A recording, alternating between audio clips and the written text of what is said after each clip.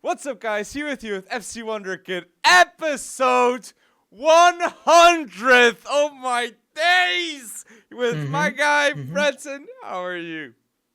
100. The century mark has been hit, and it's as if Kevin De Bruyne and Son knew exactly what was happening, right, when we were recording this 100th episode, because I think they both hit century marks in the Premier League. Son had his 100th goal, which we'll talk about in a little bit, and Kevin De Bruyne had his 100th assist, which obviously makes, or is it more than that? I don't know. But anyway, pretty amazing stuff in the Prem, right? 100th in the Prem, and the fastest there to boot, which we'll talk about. But my goodness, I can't believe it's already been 100, and all I can say, Alex, here's to 100 more. That's it. Factus right there by Breton. And please, if you're listening to episode 100, do not forget to like this video and show the love, okay? Episode 100, people, go bold. And what a bold matchup that was between Liverpool and Arsenal. And Arsenal at Anfield showed their great football, played by Arteta. But Anfield's atmosphere, Klopp said that it is false. And I gotta respect Klopp by saying it. But I'm gonna blame the fault of the no transfers in midfield. Maybe he had a decision in that. But oh my days, what a game it was. Oh, it was. And Arsenal, listen, Arsenal's in first place. We get that, right? Liverpool is not having the greatest season. But the history here was always on Liverpool's side when it comes down to this. Anfield is a fortress, especially when it comes down to Arsenal visiting Anfield. 2012, 2013 was the last time that Arsenal were able to give their supporters 3 points and take 3 points from Anfield. So for them to expect to come in and steamroll over a Liverpool, that would have been, I don't know, I guess naive or I don't know, wishful thinking. Especially. But yeah, I believe also in like 9 games, the last 9 games, Arsenal had conceded 29 times to Liverpool at Anfield. So when you put it in that perspective, a 2-2 draw is not necessarily that bad for Arteta's men, right? It's fucked. And Arteta's man seem motivated at all times. And I love how the Arsenal team plays the best football in the Premier League because the group understands themselves so well. The group knew Xhaka was going to get into heated moments with Trent, and everyone stood ahead of Xhaka. That shows how united the chemistry of Arsenal is top. And I gotta say, look at the front three with Gabriel Jesus, Saka and Martinelli.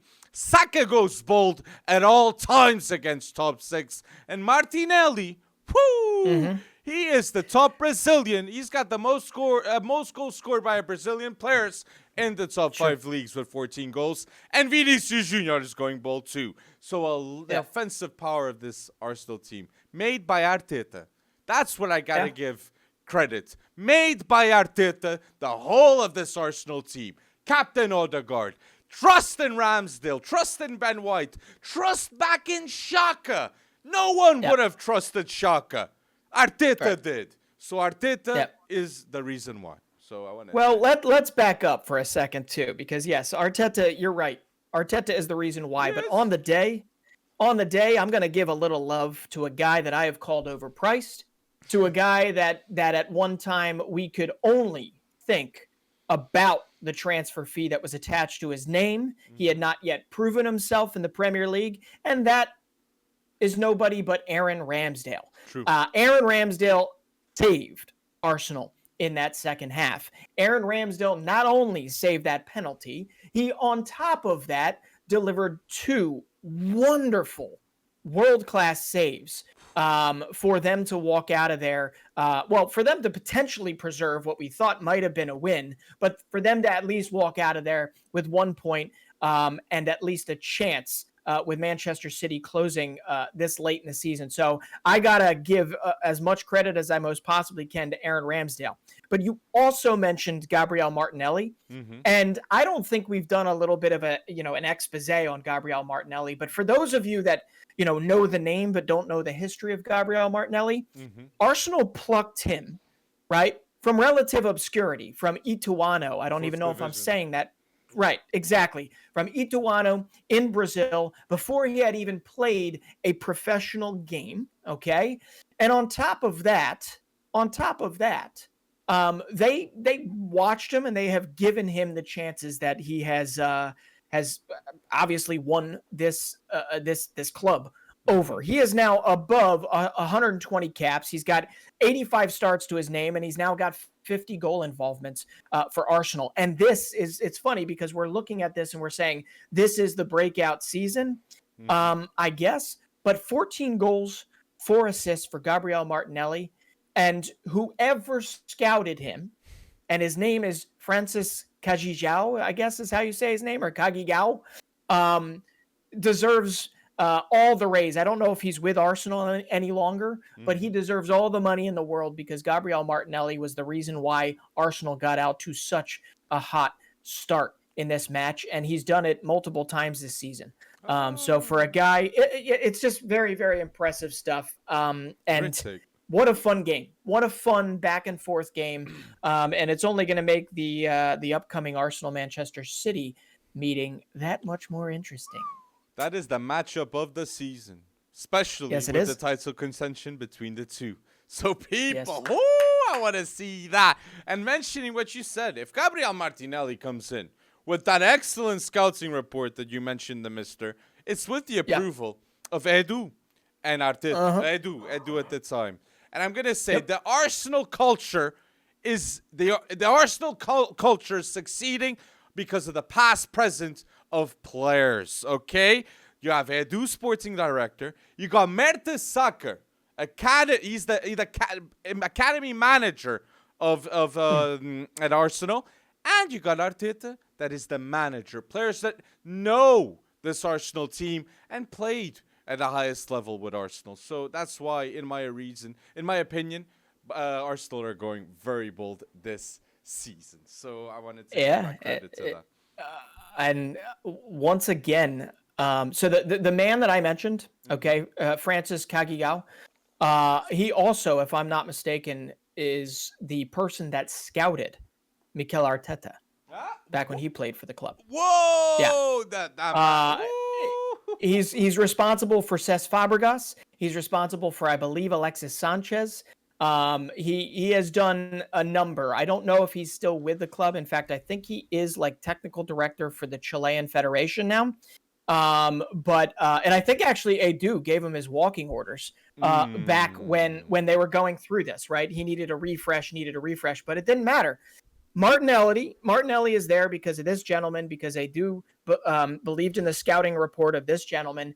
And Martinelli, I think, will go down or should go down as one of the best scouting jobs in the last few years in terms of where he was plucked from.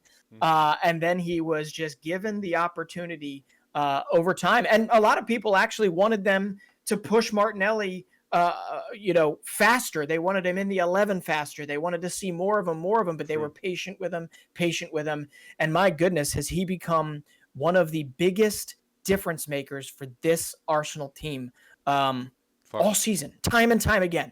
So today, if I haven't spoken about Martinelli enough this season for any of our listeners and readers and whatever, this is my mea culpa. Gabriel Martinelli is the real deal. With no injuries, one of the best players in the Premier League. That's why he's got 14 goals. Arteta knows. He does. 21 goal involvements. He's got 18 goal involvements in the Premier League alone. So that's still pretty good. And but talking about the Premier League alone, we can talk about the competition that Arsenal is facing. That Man City beat. They're scary. 4-1, and it's you're saying they're scary. For me, he's scary. Erling Haaland has 30 goals scored in the Premier League. only 10 people had ever done that in one season. Haaland at 22 has entered the talk of something that I can count with my hands. That is insane in the history of a game that is played for years. The beautiful game of football. Haaland is a generational, not talent right now, player. He's getting to the generational player category at 22 with 200 goals scored in his career too. This is the Champions League owner in the making if he beats Bayern Munich. Everybody has to see it. But in the Prem, like he's just arrived, debut season, 30 goals. 44 goals in all competitions with Pep Guardiola. This man is developing. He knows where to be, and he's the most hated goal scorer in football. I've never seen a man score 40 goals and still get hated. Haaland is that guy. So keep going bold, Haaland. I'm going to say that. Well, it seems like you're actually painting him as a Lionel Messi and a Cristiano Ronaldo type in the future. Like Guardiola said, of finishing. In the future, because if you are hated, like respectfully hated, right? It's because you're clearly doing something right. And Erling Haaland for certain is doing something very, very right. I mean, he has scored more goals individually this season in the Premier League than I believe 8 Premier League squads have managed as a team. Okay. And I believe one of those teams that he has, outscored individually has spent 500 million plus, but we don't need to say their name because we'll probably talk about them a little. Striker. Chelsea. They needed a striker. They do. Now they must be thinking, look at those bonus fees for agents. Oh my gosh. No, I'm joking. I still think he would have gone to City because that was the best decision. Here's the most ridiculous thing about Erling Haaland. He obviously thinks he should have like 10 more goals, and he's also not wrong. True. He leads. He leads by quite a bit. He leads the statistical category of, you ready? Big chances missed, right? So Erling Haaland, by his own standards, I bet feels like he should have 40 goals in the Premier League this season alone. But to be honest, it doesn't matter at all whether you rack up 2, one being a beautiful bicycle against, Southampton.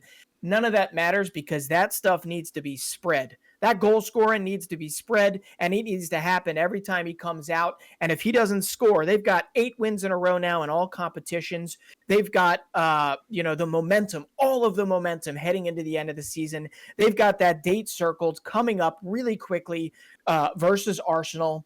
Erling Haaland needs to be big on those days because if it doesn't happen on those days, 30 goals isn't going to really mean anything to him for the season. Or 44 in all competitions. Yeah, if he or 44 in all competitions. In the in the Champions League. So, it's true. And I'm going to say, helping Erling Haaland, it's not just Kevin De Bruyne, I'll mention forward. It's Jack Grealish.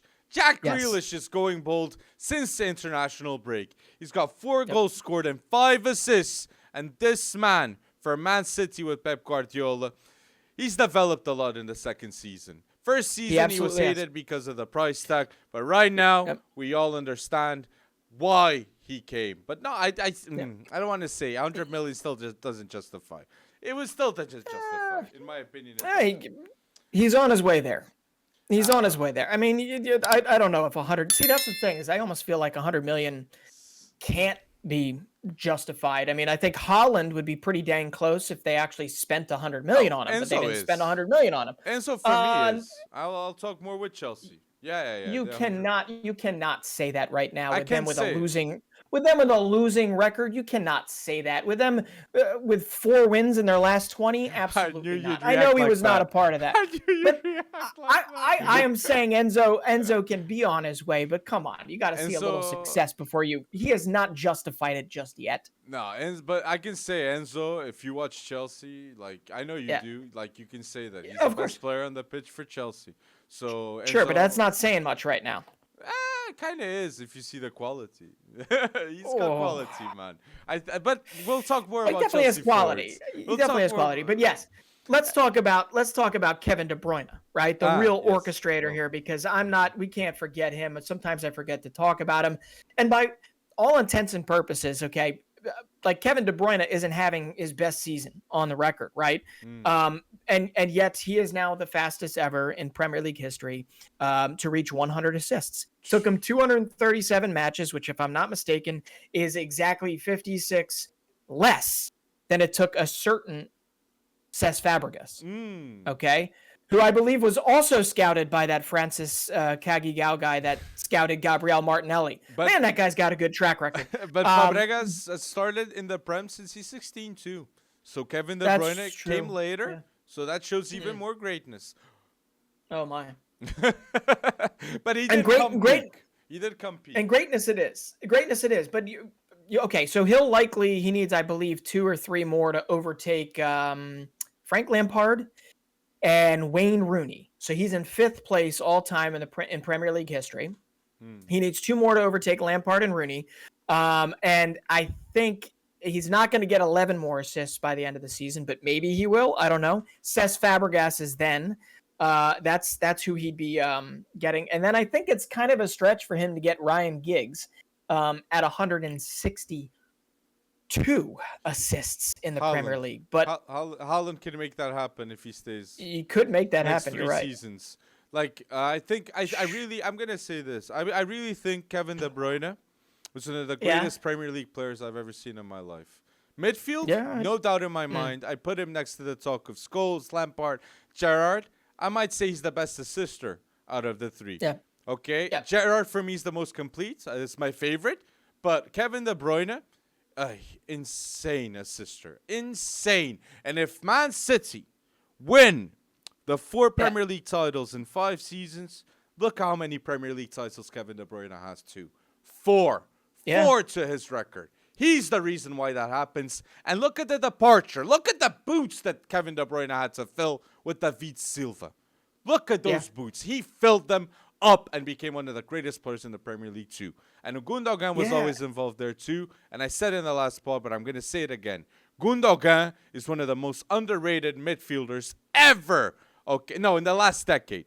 In the last decade, in my opinion. His involvement with Man City, like, how good of a player is he with Guardiola? He's the Guardiola perfect type player. Technical, knows the game so well. He reads the game so well. And for Dachmannschaft, crucial too. So I wanted to say that. So where's his next step then for you?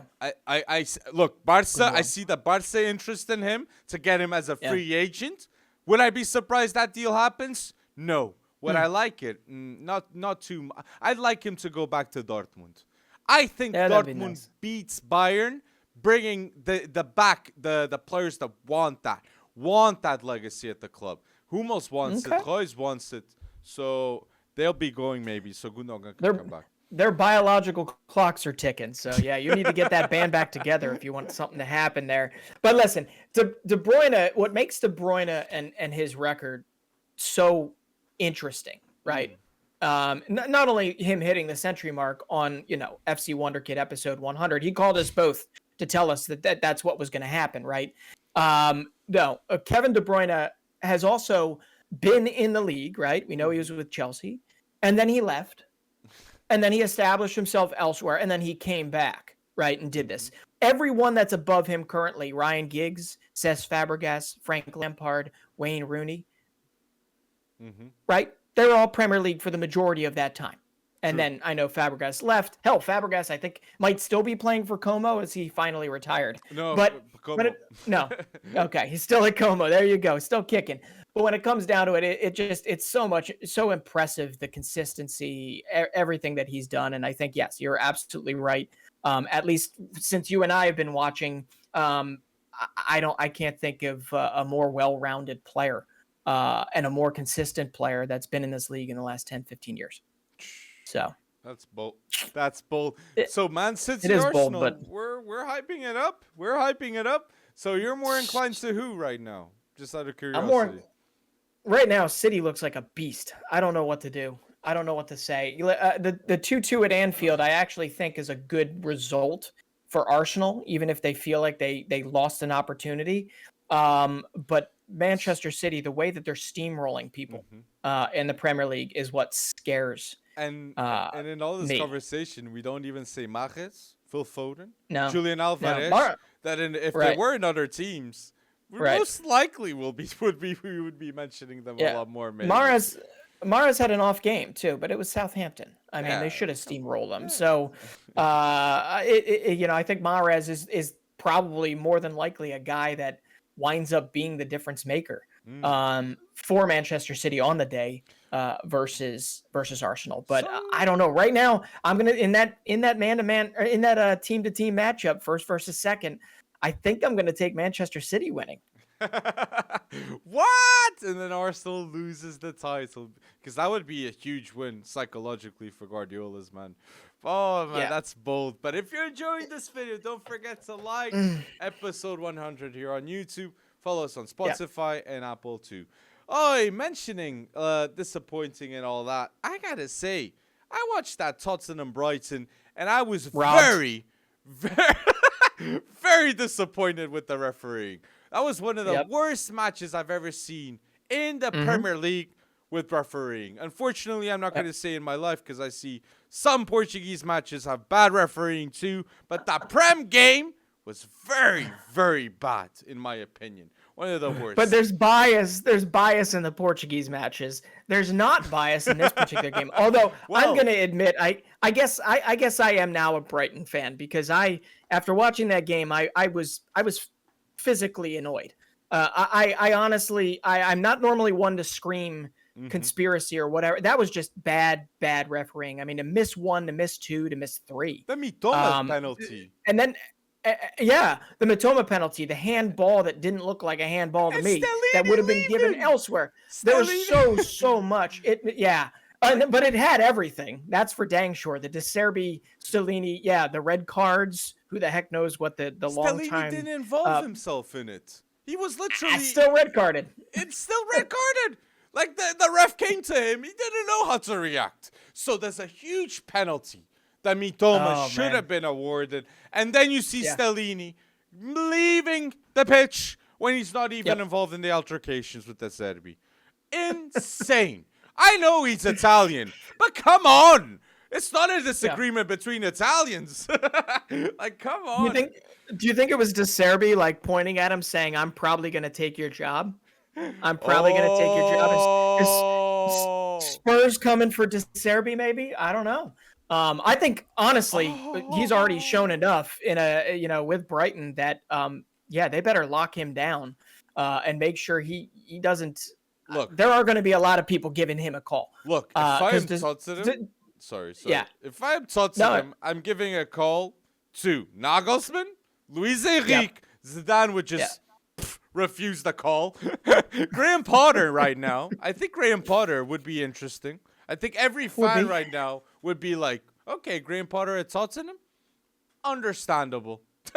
Interesting. I could see Graham Potter Tottenham happening. I'm gonna say that. If I saw Villas-Boas once in the past, which I consider Villas-Boas, he was a mastermind, of a manager. He had all the coaching licenses at 25 years old. That's a genius, people. Not Portuguese bias. Sure. I could see Graham Potter being a choice, and especially being English. So I just wanted to.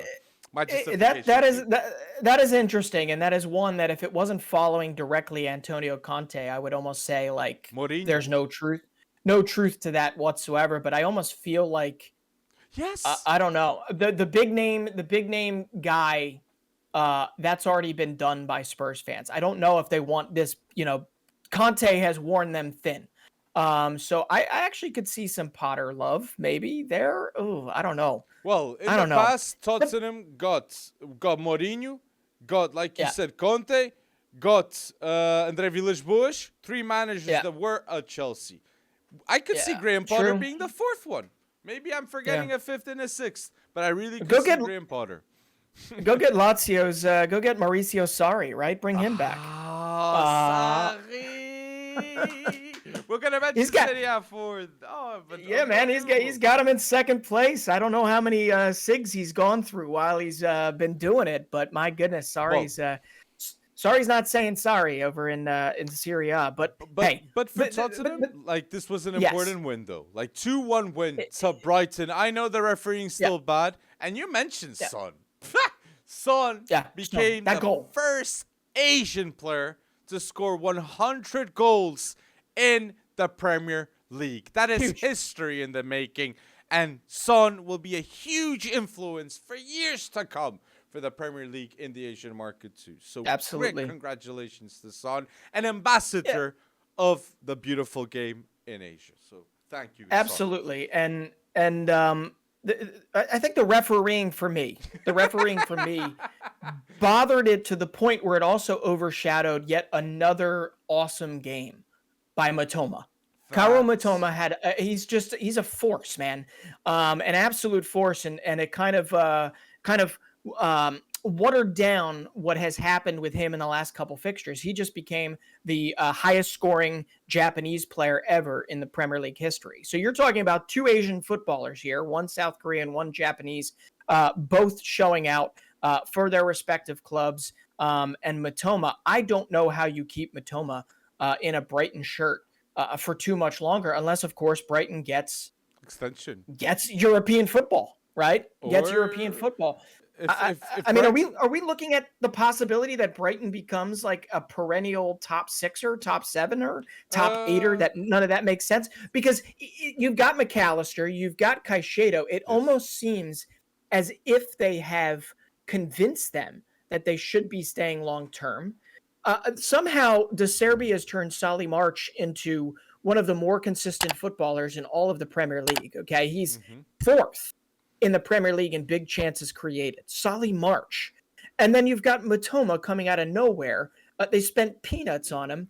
And this guy, I got something. I love it. There's something to be a top team in the Premier League. Like a big example, Newcastle, they're the best team in the Prem with defense. Brighton, in my opinion, have a solid centre-back partnership with Levi Colville and Lewis Dunk there. Solid.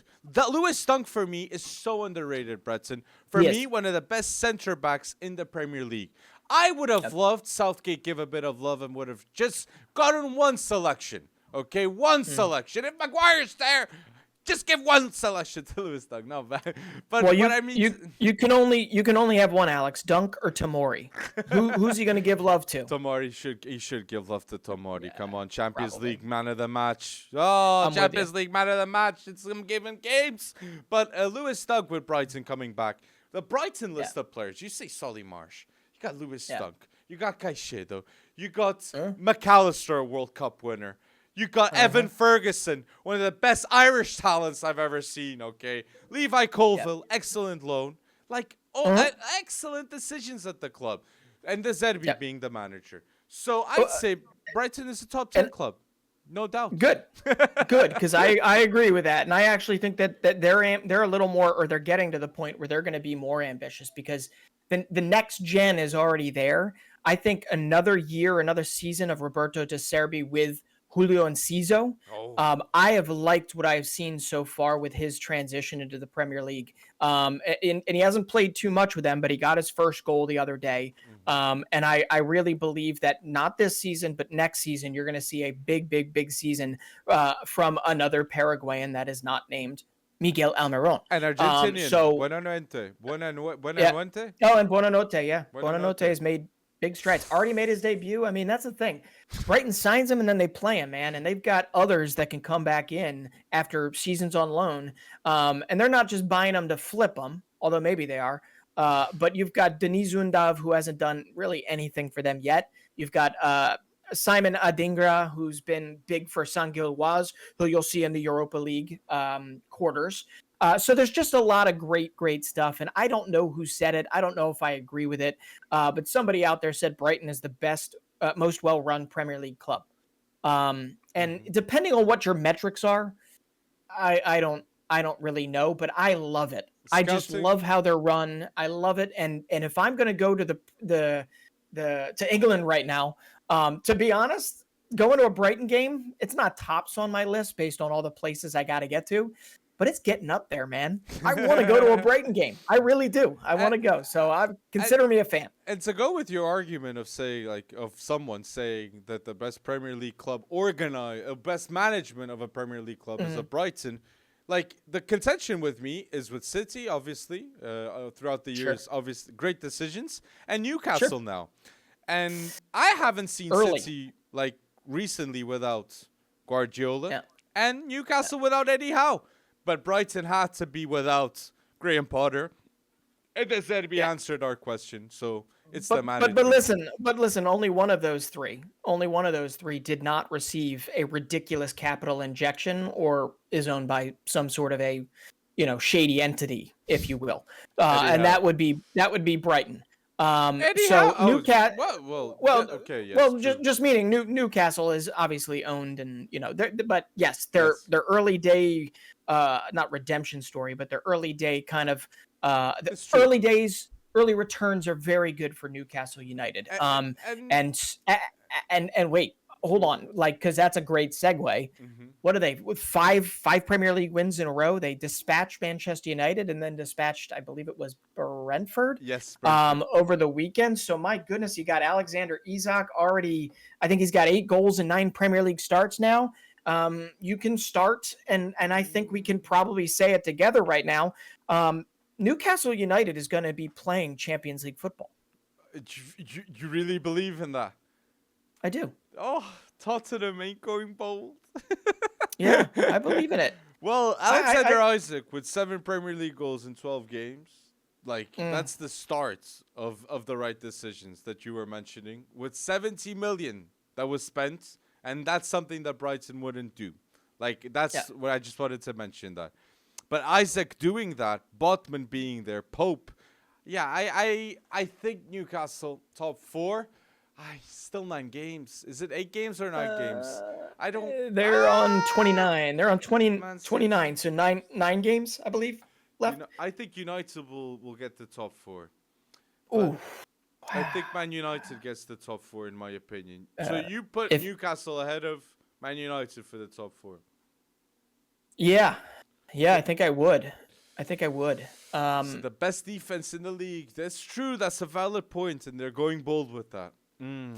But they're only getting better. I mean, who will they I sign don't to? know. I like. This is what I gotta say. So, top 4. The team that I'm most curious to get top 4 is Newcastle. Why? Because yes, they have the best defense in the league, like I'm saying, and they're gonna spend a lot of money, and I want to see how they spend it. Will it be again Botman, Bruno Guimarães, Isak, smart business decisions, or will they just go bold because they have Champions League football? Yeah, I like, but isn't it funny that we haven't really even mentioned Anthony Gordon at all in any of this? It's like I forgot. Howe's right call.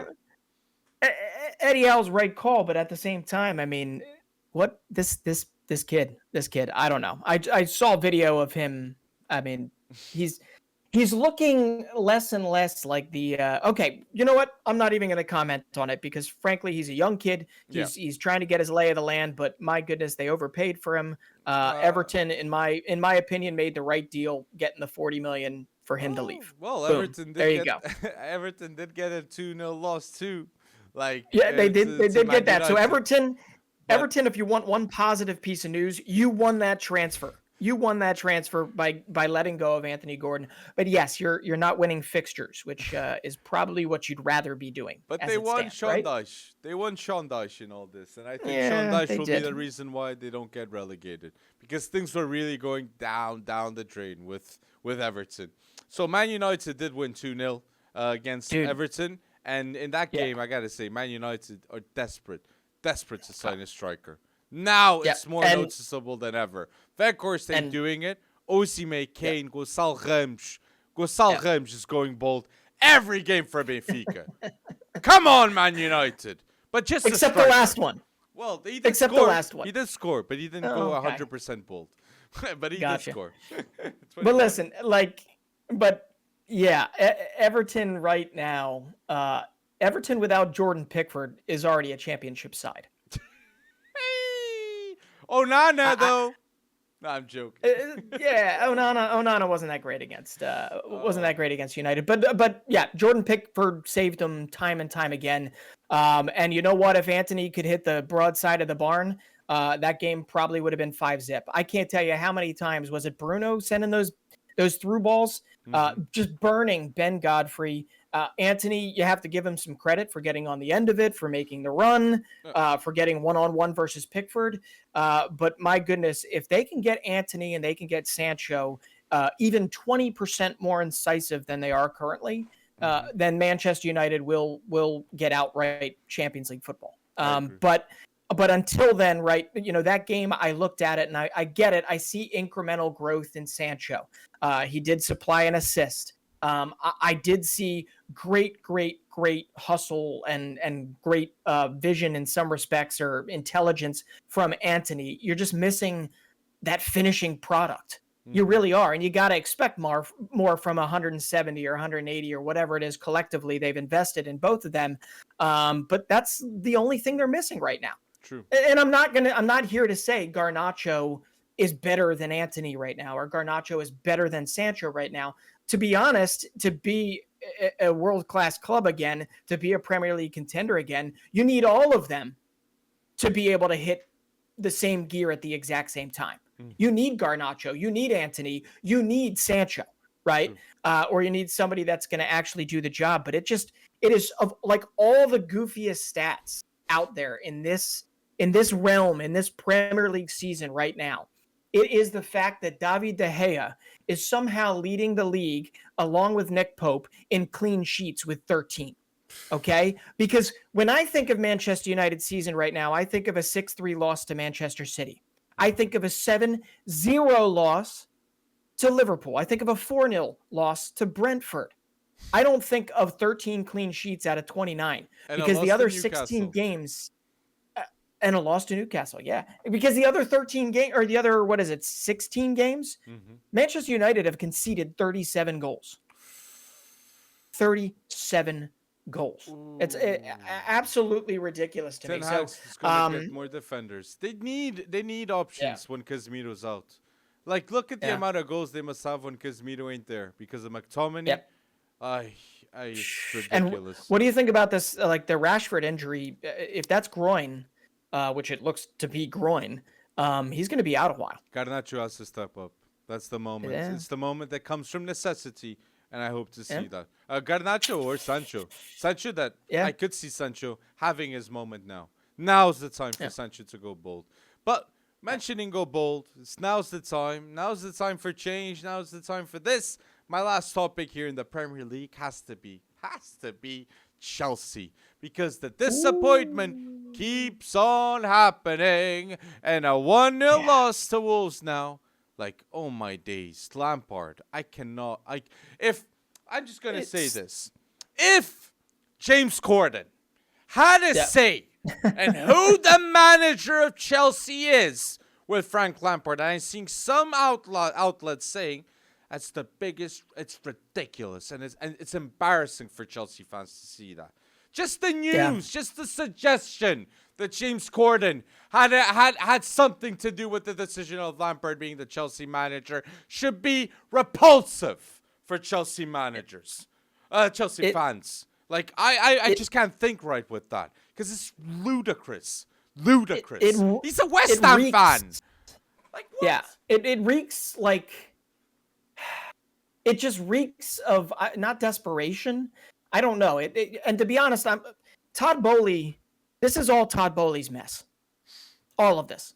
Everything. He spent too much. He brought too many people in. He made too many bad decisions. And Frank Lampard is just another symbolic or whatever. It reeks of symbolism. That's what it is. It makes no sense to me whatsoever. When it comes down to it, Frank Lampard is going to do absolutely nothing. Nothing for this club except milk them of a couple more dollars that very clearly Todd Boehly is completely willing to spend for no. I just don't understand academy it. Players, and, maybe.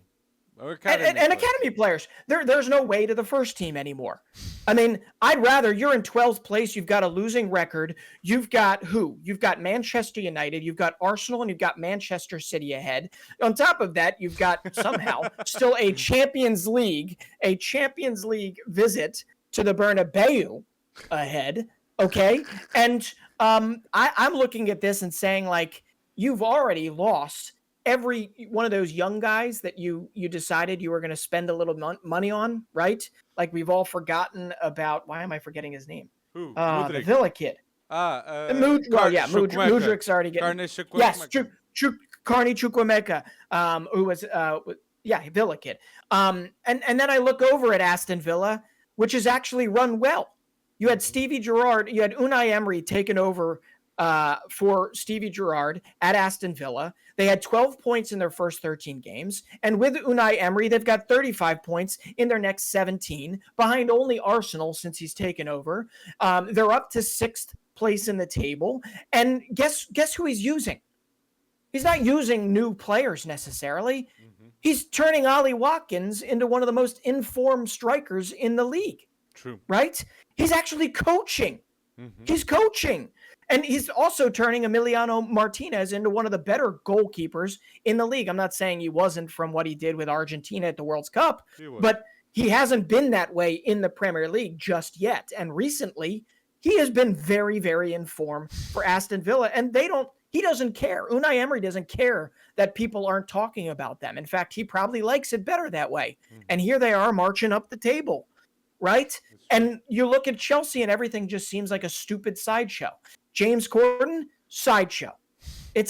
All that crap is a sideshow. Frank Lampard, I almost feel bad for Frank Lampard because it's a sideshow. Facts. It means nothing. Facts. You're bringing back a guy, it means bring back Mario Melchiot. Bring back Dennis Wise. I don't care. Bring back with some other Chelsea name. Bring back Didier Drogba and let him sit on the side. I don't care. Nobody wants that. You want to know what they want? They want 3 points. They want coach. They want 3 points. They want a coach. They want a coach. They just want a coach. They need resolve. That's what Chelsea needs. The players don't have resolve on the pitch. The players, they have quality, but they don't have resolve with Chelsea. There's no real tactic in place. And this is what's going to happen. Tuchel came because the problem was Lampard in the past, and it was different management. But now, Tuchel is the problem. Then he's sacked. Then, now, we have Graham Potter is the problem. Then he's sacked. Lampard is going to be seen now as an interim, but he might be seen as an interim problem straight away, and he might. And I'm not going to say he's going to be sacked, but he might leave in bad terms too. So if Tuchel didn't work out, Graham Potter didn't work out, Lampard doesn't seem like it's going to work out, the problem is going to be pointed at the management at the top. So Todd Boehly might be getting into a huge mess that he can't fix. So I hope that the next Chelsea manager is the best decision of this man's life. Okay? Yeah. Because the reputation is on the line. Todd Boehly's name is talked on Twitter more than anyone, okay, related to Chelsea. Why? Yeah. Because he's the main reason why they succeed or they go to failure. He's the owner. So, let's see. I'm not confident, Breton, like you. Havertz doesn't look good. Gallagher doesn't look good. Cucurella doesn't look good. Yeah. They're not coached. Not with Potter. And I hope with Lampard they can be, but I'm not hyped. Felix. Yeah. Enzo. Mudrik. Ballers. Yeah. Okay? These are 3 ballers, in my opinion, in this Chelsea team offensively. Enzo at Benfica, we saw this season. Mudrik at Shakhtar, we saw. Now, João Felix, we see if we see Chelsea without a striker. How doesn't Chelsea have it? I would play Fofana, man. Fofana, he's good enough already. He's better than anyone that's there. Better than Havertz. Well, he certainly wasn't the problem versus Wolves. Fofana. It really boils down to something very, very simple here. It was too much too soon. Too many people, too many players, too many personalities, too many thoughts. I mean, you might as well paint Todd Boehly as a millennial or something or Gen Z or whatever they say, those people that have little to no actual attention span, because it seems as if he has no attention span because he didn't work in concert with anybody to bring any of these players in. At least it feels that way. It feels as disjointed as I've got this money burning a hole in my pocket, and my goodness, I'm going to go out and to be honest, he's done the players a disservice. He has done the players a disservice by literally just stacking a roster and then like it's like getting puzzle pieces from 8 different puzzles. You can't put one puzzle together if you've got 8 different puzzles represented in all the puzzle pieces. It's impossible. And that's what it feels like. And I don't feel I hope it's a optimistic. round table, though. I hope it's a round table. Exactly. I don't feel that it as optimistic about the next manager coming in and being like, this is just a quick fix, because it doesn't seem like a quick fix, because there are a lot of people that thought the whole roster needed to be blown up, not even a month removed from the Champions League final win, right? And there are a lot of people that still feel that way. What the heck are you going to do? What the heck are you going to do? I think every manager that Todd Boehly interviewed would have rather taken over this team at the start of the season. Well, have a preseason. And it's understandable. Why? Just like Barca, just like PSG, Chelsea too needs a clear out. A clear out of players. More Chelsea than all of the other teams. Chelsea needs to sell a ton of players because only 11 can play. Only 11. And I'm sure Julian Nagelsmann must have said that. Luis Enrique must have said that they have to exit a lot of players. And they can't do that in April. It needs to happen with a preseason and with a transfer window right there. So I think Todd Boehly must have thought, okay, I'll get Lampard now. So it's like, let me see who he gets next. That's why I'm mentioning all that. Because I really think it was mentioned by the managers. I think it was a necessity. So like Nagelsmann saying, whoa. You're telling me I come here and that's it? No, I need to manage personalities. I need to have a hand and who stays at least, okay? I might not like Havertz. I might not like this guy. I might not like... We don't know. Like, Nagelsmann has played a lot of these Chelsea's players non-stop. And Luis Enrique, too. He had a plan, supposedly, and Marca reported. He's got, like, a profile for every player when he was with... So, what I'm saying is, every top-tier manager is aware of this job because of the salary that comes with it, too. Above 10 million salary a year. So they will have a plan, the Chelsea job. So I think every manager suggested that they will coach after the season ends. So with a preseason. So that's why. Yeah, well, Chelsea fans listening, I want to be more optimistic. But there is no doubt that amidst all of those footballers you have on that field, there is a team there. Exactly. There's a reason why I'm not paid the big bucks to weed that out and figure that out. So I hope that I hope that the sideshow stops and the real footballing decisions start to actually get made here. Because that I think, if you're a Chelsea fan and you're watching that Wolves game, that is just bring back Levi Colville. Levi Colville starts, and players like him at the back when Thiago Silva ain't there. Like, I ain't seen Cucurella at center back. You saying Gaga Slonina Premier League start? I could see Gaga Slonina getting a loan next season, and that would be important. In the Prem, that would be a huge, huge thing. Championship would be a great decision. But ending Chelsea on my end is I cannot agree with the comments. Not because I saw him at Benfica in Portugal. Enzo Fernandez overrated or Enzo Fernandez flop. Enzo Fernandez is the best thing that happened to Chelsea this season, and I think long term it will be shown. Okay, it will be shown. Enzo Fernandez is a world-class player in the making. I'm going to say that, and crucial. Like, Argentina wouldn't have won if Enzo hadn't started in those games. Okay? Yeah, I'm not saying same level of importance to Messi, but Enzo and Alvarez, if they didn't start, Messi had his World Cup in jeopardy. Okay, Lautaro wasn't there. I'm going to say it. No. Yeah, Alvarez scored 4 goals, and they were crucial. But Messi was the best player in the competition. Don't get me, people. But you can say it, but it's just the price tag, and that price tag is always going to follow Enzo Fernandez around for the rest of his footballing career. The same way it will with João Felix, the same way it will with Jack Grealish, the same way it will with anyone else out there. But I am in a complete agreement with you that Enzo Fernandez, I don't know if he'll ever justify 100 million, but I am in complete agreement with you that Enzo Fernandez is a world-class footballer. I am in complete agreement with you. It's just when you start ascribing a value to it, it's so tough. And I just think Todd Boehly spent funny money when it comes down to it. And to be honest, as of right now, he's probably got only one win. One win out of all those transfers he made. It's true. One win. And Enzo's value comes like of the place and the time that he was bought to. I agree with that. Just like a water bottle, if you buy it in an airport or in a coffee next to your house, the price or is in the different. stock.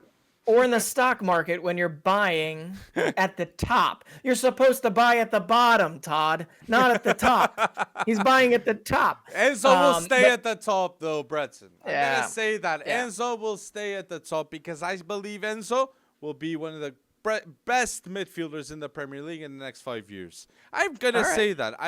Because Enzo is in the Jude, is in the Pedri, is in the Camavinga. At least in my end, he's in that talk. Yeah. Okay? I put Enzo in the top under 22 midfielders in the world in that discussion. Yeah. And if I'm mentioning this, yes. If I'm mentioning this, we can lead up to Real, no?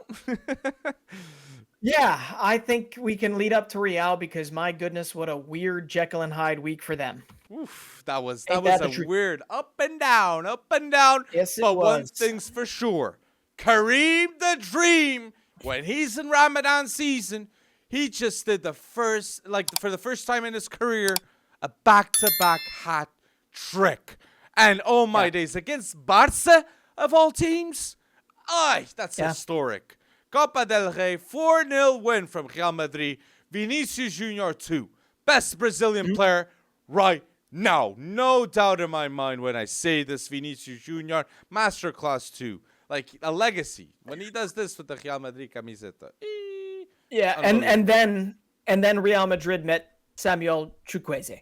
They met Arjen Robben reincarnated. Not that Arjen Robben has passed away, but my goodness, Chukwueze, that 80th minute left foot screamer, curler, whatever you want to call it, just so poetic and so great. But listen, I don't understand how Carlo Ancelotti and Real Madrid go from beating, and I don't just mean beating, and yes, Barca played a whole lot better than the scoreline says, right?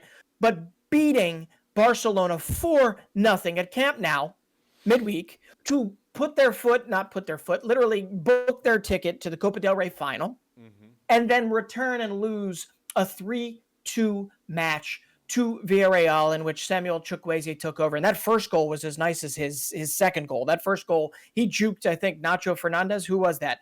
He juked whichever center back that was out of his boots. And then he just placed it. But I don't understand how that happens. And that's part and parcel of this Carlo Ancelotti. To me, it feels like Carlo Ancelotti has his like 1 foot in the exit and 1 foot still at the Bernabeu, right? Like I don't really quite understand it. With that said, that 4-0 win versus Barcelona was absolutely ridiculous. And I think Xavi is trying to minimize it in order to maybe keep the level of focus high at Barcelona because they're going to win the La Liga title. And they're going to do so in stunning fashion. And they're going to do so with the best defense in the league. And they're going to do so because of Xavi and the players that he has given the chances and expected all of this from. Nobody can take that away from them, okay? But also, you can have two things here. You can have two realities. That reality of them kicking the crap out of La Liga and beating Real Madrid to a pulp in La Liga. And then you can also have the fact that, yes, they were completely substandard when it mattered most in the Copa del Rey semifinal, when they literally beat them at the Bernabeu, and then they return home and lose 4-0 in front of their own fans, okay? Xavi should not discount that. He should take that on the chin and say that is fuel to get it done in La Liga instead of saying, well, everyone thinks we're not having a good season. No, Barcelona's having a good season. Anyone else that think that's wrong, they're having a good season. They could have had a great season if they did the double. Well, I think no Barca fan will think they're having a good season because of the Champions League campaign. Especially seeing Real Madrid. Like, I say this because I see Porto and Benfica. Like, Porto fans, yes, they won. I'm going to talk more forwards. But they ain't happy seeing the success of Real in the Champions League, Barca fans. True. And when they get 4-0 defeat in Copa del Rey, and they're going to win the league, Barca, and they see Real still in the Champions League talk, for the world and the outside perspective, they think that they're seen as the diminished club next to Real Madrid winning the Champions League.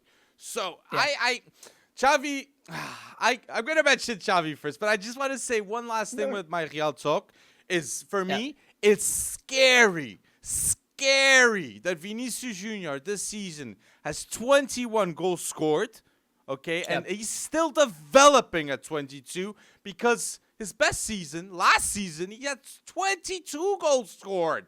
And in April right now, he has 21. And last season, he scored in a Champions League final. What better than that?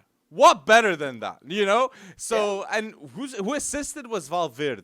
And I want to say, man, Valverde, if you punched that Alex Baena because he remarked your unborn child, mate, I'll say I understand. I understand the act. Yep. Okay? Well, and so I just wanted to say that. Valverde, you got my support because speaking about family, that can happen in any circumstance like that. It's embarrassing. Well, listen, okay? Embarrassing. There's two possibilities here, right? The one that Alex Baena wants you to believe, which is, I didn't say anything. And that just simply means that Federico Valverde was waiting in a car park to just punch somebody for no reason. Based on how Fede Valverde has conducted himself throughout his professional career, my guess is that it wasn't for nothing. And yes, I am in complete agreement with you, Alex, especially as a father of my own. If those were in fact the comments, I would likely be waiting in the car park with him to punch him in the face. So, yes. I do not condone violence in any way, shape, or form, but my goodness, come on, call him a butthead or call him something, but don't go after a family member. Don't go after, especially a child. It just just shows, man. Maybe he studied that. It's just sickening to think of the possibility, honestly. But so Real Madrid, that's my mention, and I want to partially disagree with you, Breton, with Carlo Ancelotti though. I think Ancelotti's just honest. I think he's like, I want to be at Real Madrid all my life until I die. but Brazil have contacted me. People, okay? It's happening. But honestly, if Champions League happens again with Real Madrid, that they have an easy fixture with Chelsea and Lampard, Benzema, I see talks already that he will stay another year at Real Madrid. Look, I'm saying the last dance. Maybe it's not the last dance of Modric, Kroos, Ancelotti, and Benzema all together. We might be seeing more of it. So let's wait and see. But you know what they say about superheroes, right? Superheroes remain superheroes long enough to become the villain. So but that's an interesting one. And now with Barca in my end, I think I agree. The Barcelona fans need to understand one thing: the rebuild is still happening. Okay, in my opinion, I think they got the manager right. I think they got the defense right, but I think they need better substitutes, and they need a better wingers. Okay, so the Barca rebuild is still happening. They sorted out the defense, they sorted out the manager, transfers. They got the majority right. They got a striker that is very important to get if you're a top team, but they need better substitutes and they need better wingers to be a world-class Champions League team, in my opinion. I think Ferran, I think Rafinha, and Ansu Fati, I see these three names. We can do a start bench sell with them three, and I would always put Fati in form with no injuries, okay? So I hope he stays. Fati stays and Ferran and Rafinha leave. I'm gonna say a lot of caveats there, though. He's got to be in form and he's got to be healthy as well. But no, I agree with you. Ansu Fati has shown a lot, but I think most Barca fans want this Vitor Roque deal to get over. That would be great. That would be a great deal. Would be Vitor huge. Roque. I don't know where the money's coming from. well, being there, it's insane. But I want to say this. Barca full potential are completely dependent on Pedri. Pedri is absolutely key if Barca are going to win the Champions League long term. And Xavi knows it. You can see when Pedri doesn't play, the whole team plays so differently tactically. The fluidity is not the same. Pedri's importance is immense. I wanted to give that credit to him. I already say world class. I already say world-class midfielder for Pedri at 20, Breton. I already say it. Yeah, I mean, consider him. I don't necessarily have an issue with that statement. I would agree with that. Okay. Yes, I would agree with that. And I would agree that there is an outsized. I think that's a problem in and of itself. That there is an outsized reliance on a 20-year-old midfielder for Barca's continued success or to get over the line. Because let's be honest, without Sans Pedri, right? Without Pedri, they did beat Real Madrid at the Bernabeu. They just couldn't get it done at Camp Nou. So that could be part and parcel to the fluidity. It could be the tactics. It could be maybe without his fulcrum in the midfield, Xavi might have even made some tactical decisions wrong. Made some things wrong. Right. Lewandowski has to come back so much. It's ridiculous. Well, yeah. Like Lewandowski, some given moments, I'm like thinking, like, chill out, man. Like the ball will get to you.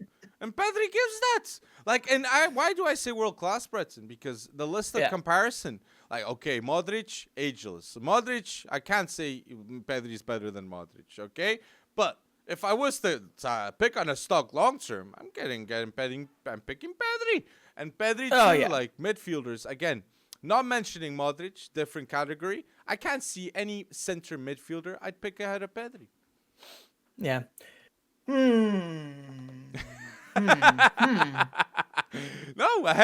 Modric. I know Modric is a different breed. Not a different. Not even Enzo.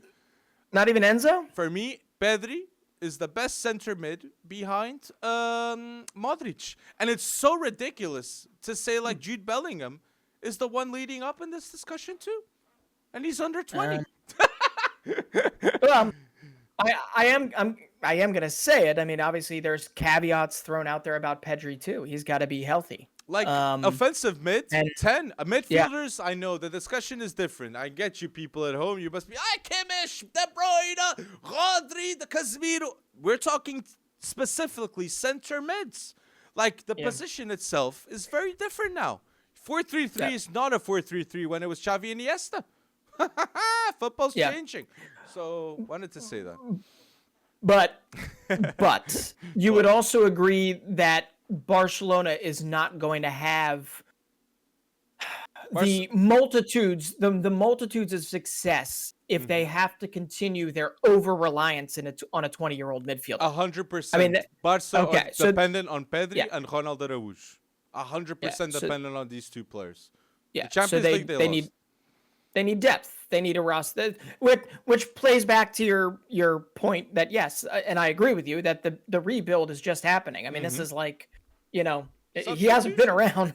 I don't even know how has he even been around a full year yet? 2 years. A little over 2 years. I think 2 years. It's been 2 years. 1 year and a half. And that's what I mean with all this. Like the transfers, Christensen, right transfer. Yeah. Like I know the January transfers, that was a bit of a that wasn't the best maybe. But the ones in the summer, you can't. I'm a huge Xavi admirer. I'm a huge admirer of what's happening in terms of decision making from the top. Because Christensen, you don't sign center backs like that for free. Left-footed center back. Only Barca can do that. And it's underrated that no one's talking about the importance of Christensen in being the best defense in the top 5 leagues. Barca's. Yeah, but then again, if we're talking about Chelsea center back one-aways, they could have gotten Antonio Rudiger. And at the time, about 99 out of 100 people would have said you would have gotten the better signing. Although Christensen has, I agree with you. For a free signing, Andreas Christensen has been absolutely lights out for Barcelona. So great value. But I'm just saying that, I think that is one of those instances where them having to, I wouldn't say shoestring it, with them having to balance the whole financial thing that was going on and whatnot. That obviously worked out in their favor. It's also a testament to Xavi being able to actually coach, being able to actually show. Yeah. So I don't know. I mean, I think still you'd have most people want to grab Antonio Rudiger over, even though I would say maybe Christensen, you could even say Christensen's had the better season. I don't know. Yes, But it's an yes. interesting thought. You can. Interesting thought. Eder Militão Alaba. That's been the bet Yeah. a lot of times. And then Eder Militão, if he's focused, he's the best defender of Real Madrid. So let's Yeah. see. Let's wait and see. But if we're mentioning a lot about the La Liga, just want to give a shout to the Bundesliga too, because there's a title Okay. race right there. And as I said, Still going. Edin Terzic is an absolute fantastic. Edin Terzic is a fantastic manager. Yes, they didn't beat Bayern. Come on, they have a bold team, but they beat Union Berlin now, and that was a substitution. 5 minutes in, Mukoko comes in, right call. He goes right to Terzic, and he hugs them. So that's what I gotta say. The involvement of the manager, he's key. Edin Terzic. And I was thinking about this because I was showing defeat. I felt defeatist after last week after Bayern won the Clásico. Yeah. And I thought about it. I said, Bayern's tripped up multiple times this season against much lesser opposition. So I convinced myself over this past week, leading up to the episode, 100th episode, yes, this is not over just because Bayern has a 2-point lead.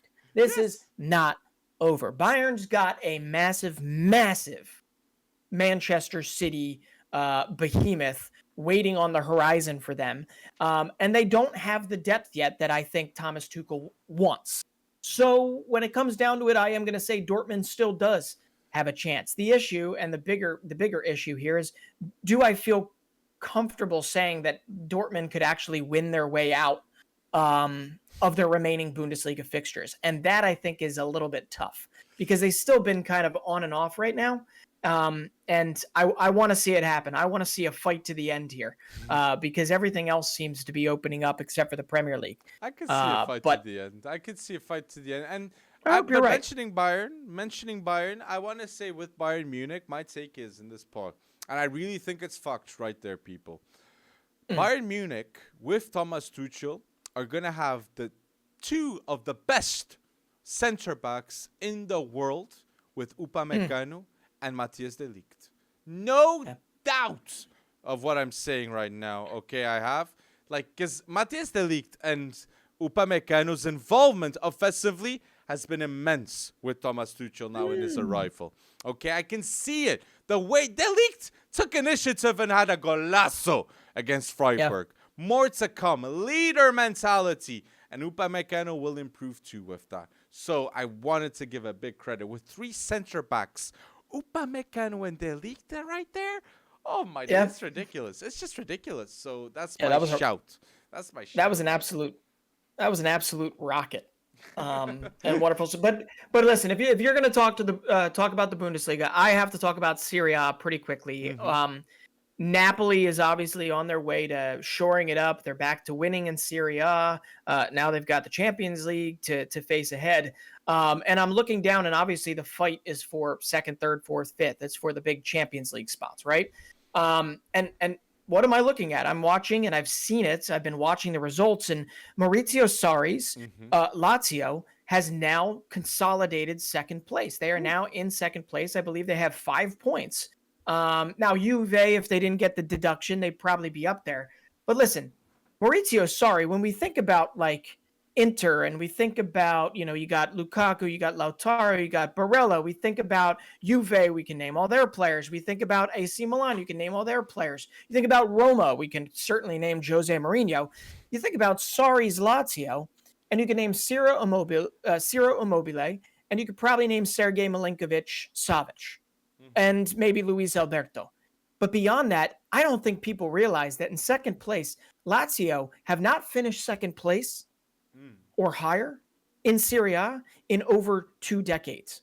Since 1999-2000, when I believe they won the Scudetto, and I believe they had players on their team. Okay, you ready for this? 1999-2000 Lazio, Pippo Inzaghi. You had, you had Diego Simeone. You had Juan Sebastian Veron. You had the late Sinisa Mihailovic, the Serbian king, okay? You had Marcelo Salas, the Chilean freak of nature, up top. They had some absolutely massive players. And then you contrast that to this 2nd place team. And Maurizio Sarri the chain-smoking man that he is, deserves a whole lot more credit for what he has done with them. He has beaten Roma twice this season. He's beaten Juve. He's beaten Inter. He's beaten AC Milan. He's beaten Atalanta. He's done everything that he can do to give them possibly their best finish in over 20 years. And, I mean, beyond Immobile, you're talking about a defense, the best defense in Serie A right now. One goal conceded less than who we know is at the top, and that's Napoli. And you're talking about Alessandro Romagnoli. You're talking about Casale and Lazzari and Haisage. These players probably don't resonate with anybody that's listening right now, unless you are a Lazio fan or you follow Serie A religiously. So I just got to say, Maurizio Sarri, I joked before about bringing Maurizio Sarri back to Chelsea, but you should never necessarily just kick someone to the curb because he doesn't necessarily do well in a league once or twice. Well, and Unai Emery coming back from Villarreal to Aston Villa is exactly that personified. So kudos to Lazio fans right now. It's going to be fun to watch that 2nd to 5th or 2nd to 6th place in that remaining race, because let's be honest, Napoli is winning this thing. Napoli is winning this thing big, and it's let's see if they win in the Champions League, because now I'm hyped up to see those matches with AC Milan. Oh my gosh! After those results, but you're mentioning big manager with Sarri. I want to give a bit of a Portuguese bias maybe, but a big match happened here in Portugal that Benfica lost at home to Porto, and the reason why that happens is because of Sérgio Conceição, the manager of Porto. Sérgio Conceição, the manager of Porto, is one of the best managers in the world. I'll say this, okay? Against Sporting, against Benfica, with the resources he has, he's always competitive. He wins titles, he gives guarantees to the Porto fans, and he understands the Porto culture. Serie A teams are all gonna be hunting him. Juve, Inter, AC Milan, any Serie A team will improve with Sérgio Conceição, okay? The record that he has of Sérgio Conceição against Sporting and Benfica is ridiculous. With 37 games, 20 wins. So he wins. He wins more than he loses against Sporting and Benfica. And just with Benfica, Sérgio Conceição's record just with Benfica is 16 games, 10 wins, 3 draws, and 3 defeats. That is bold for Porto to do that, and he respects the culture of the club, and that is so important. And then Vitinha's come up, Fabio Silva's come up, you got Otávio, a key player for Porto, and I'm going to say he's going to be a legend for Porto too. So I want to give a huge credit to Antonio Costa too, goalkeeper. The goalkeeper that every top team in the world would love to have, 23 years old as it seems. As it seems that they want to have. So I wanted to give that credit to Porto, because it's a lot of Benfica that deserve to talk, but Porto's doing good things. And it takes a real manager to send your son packing, right? Just kidding. To Ajax, of all places. To Ajax, of course. For 5 million. And I think he is, I wouldn't say he's starting to break through, but he is starting to see a little more time, which is good to see, even though Ajax might actually lose this thing. But no, I agree. I saw that stat on his record. I mean, his record against the top 3. But I guess we have to start adding Braga to that list, because Braga is still having a flipping phenomenal season. No, Braga's a top team. I was looking there. Braga is a top team. Listeners at home, please, if you play FIFA, play anything, play FM, go check the Braga squad to sign some players. You literally can sign quality there. Like Ricardo Horta, he just signed an extension, 30 million release clause until 2028. The top goal scorer in Braga's history, he's signing pen. He's staying at the club. He believes in the project, and that PSG investment to get 20%, I think, more or less, of the club. Yep. If Braga gets Champions League football, big signings will come. Pizzi and Bruma were signed in January too. So this is a project that is very interesting. But for me, I'm Ruben Amorim. I love. If we talk Portugal, I'll end up talking Ruben Amorim. But I just want to mention, Old Firm derby happened. And it was a 3-2 win from Celtic. And Jota. Jota from Celtic. He's a legend in the making at Celtic. 24 years old, 11 goals and 10 assists in the league for Celtic. He's the reason why. Come on. If you're going to tout if you're going to tout a Portuguese man, I got to tout then Cameron Carter-Vickers, because my goodness. He went from being a lone army type for Tottenham to finding himself a home, and I mean a big home, at Celtic Park with Celtic. Celtic will go on, they'll win this thing. And Cameron Carter-Vickers has been right at center back. I hope to see him more with the U.S. team, but we'll see. Yeah, no doubt though. What'd you say? Jota has like 11 goals, 10 assists. Yep. Yeah, he's been great. He's been absolutely great. And I love the way Big Ange runs Celtic. It almost makes me wish that Steven Gerrard was still the coach of Rangers, because he could have gone through some lumps. He could have taken some steps forward managerially by continuing to coach through after they won back the SPFL under his watch at Rangers. I would have loved to have seen him stayed there. I think he took Villa too soon. But anyway, if you're going to shout out the last shout out that I got here, because I think we have to, I think a lot of people are looking at Vincent Kompany as maybe someone that could maybe take a step up. But I think, and I want to see it happen, I want to see Vincent Kompany follow Burnley, because he earned them promotion, one of the fastest promotions on record in the championship with 7 matches remaining. He did it with a incredibly young core, and one that wasn't quite Nottingham Forest loan dependent, but it was still very loan dependent. You're talking guys from Manchester City that he had scouted previously when he was at Anderlecht, guys like Taylor Harwood-Bellis. Okay. You also have Nathan Tella from Southampton, who's been absolutely ridiculous for him. And then you also have guys that he has brought in from the Belgian Pro League that he saw when he was at Anderlecht, Anas Zaroury and Vitinho. But Burnley, they're back only, 320 days after their actual relegation. And this is a Burnley that is not playing the same Sean Dyche football of yesteryear. This is not bunker ball. This is fluidity. This is very much, I've watched Pep, and I've watched every person that I've ever, been influenced by as a player.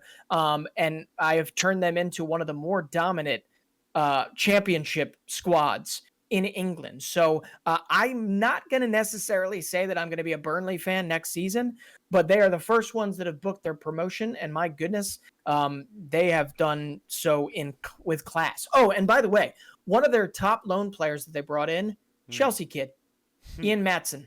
Yes. Ian Maatsen has been absolutely phenomenal, probably the best fullback in the entire championship. I am so excited to see whether or not these guys actually get an opportunity to do so again when the Premier League rolls around for the first time in 320 days. But Burnley, congratulations. More importantly, Vincent Kompany, I think it can be said that he, along with Xabi Alonso, those are the guys that used to play football, that had legendary status at their clubs, that are actually really doing well right now and really succeeding and taking their lumps and learning along the way. And I'm excited to see Vincent Kompany's trajectory as a coach. Great masterminds, completely. Arteta, Kompany, Xabi Alonso, it's fantastic to see. And my last shout here in episode 100, it'll be ironic for a lot of people to say I'm a Messi hater. But in episode 100 right now, click in the link in bio, I'm obviously going to talk about Messi, that has 1,000 club goal contributions. 1,000 I can't even say it. 1,000 club goal contributions that he does it at PSG right now. That this season, Messi has 36 goals, 23 assists, and he won the World Cup in the middle of all this. This is one of the most historic seasons in football, if we see it. But it's not historic. It's historic because Argentina did it in December. But I'm gonna say it's historic because he's 35 years old and he's got 30. Messi is 35 years old and he's got 58 goal involvements. He's in the discussion next to Mbappe with 52 and Erling Haaland with 50. 35 years old. That's why. And Like Messi and the, is unbelievable.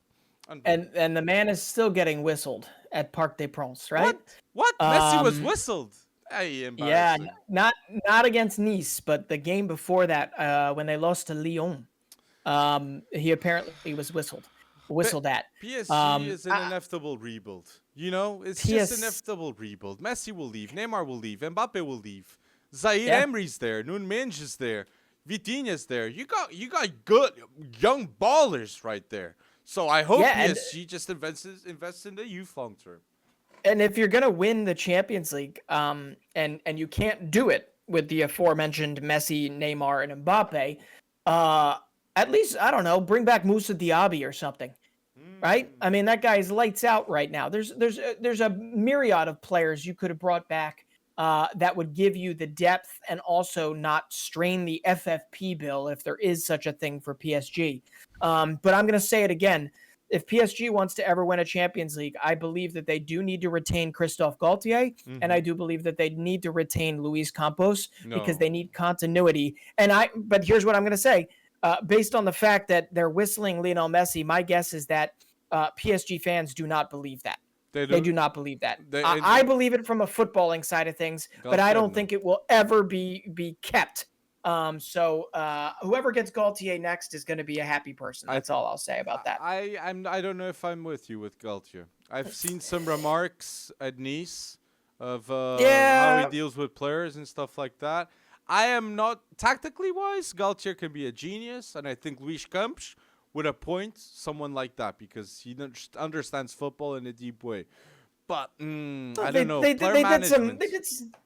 did some good things at Lille. Come on, man. Yeah, Lille. Yes, Um, I said Nice. I said Nice, Tyler, yeah. not the No, I Lille. know, I That was understand. that was But pretty impressive. right, but Nice fans did kind of goad him. They did have, derogatory things said about him. They did Hmm. whatever. And yes, he should have a thicker skin.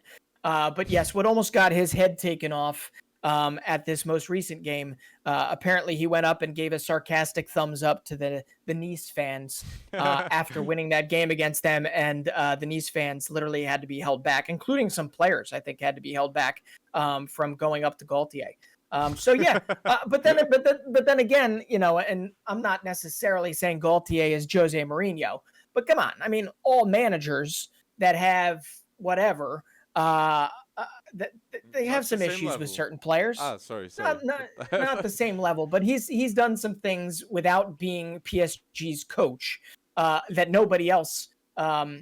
in Ligue 1 has necessarily done. So as Well, far as Ligue 1 goes, Gaultier is, I think, cream of the crop still, I like Zaid Emery coaching playing. wise. I like Yeah, Zaid Emery being there, and hopefully they'll play a lot more PSG academy prospects. But if you're we will listening, it's see. yeah, Yeah, we well, will. well, well, last thing before you say, if you're listening to right now, I just got to say, we barely talked about it, but very Hmm. clearly, we got Champions League fixtures this week. We got Ooh. some mouth-watering Europa League fixtures this week. So please put your predictions down below because this is going to be fun. I mean, come on. Chelsea, Real Madrid on Wednesday, Manchester City, Bayern Munich on Tuesday, Benfica, Inter on Tuesday. So there is so much to look forward to this week. And my goodness, you think, Lionel Messi just had his a thousandth goal contribution. Do you think we'll ever make it to 1,000 episodes? I think so. I think so. Ooh, I think I'll FC be like, Wonderkid will get to 100 episodes, 1,000 episodes, 100%. okay.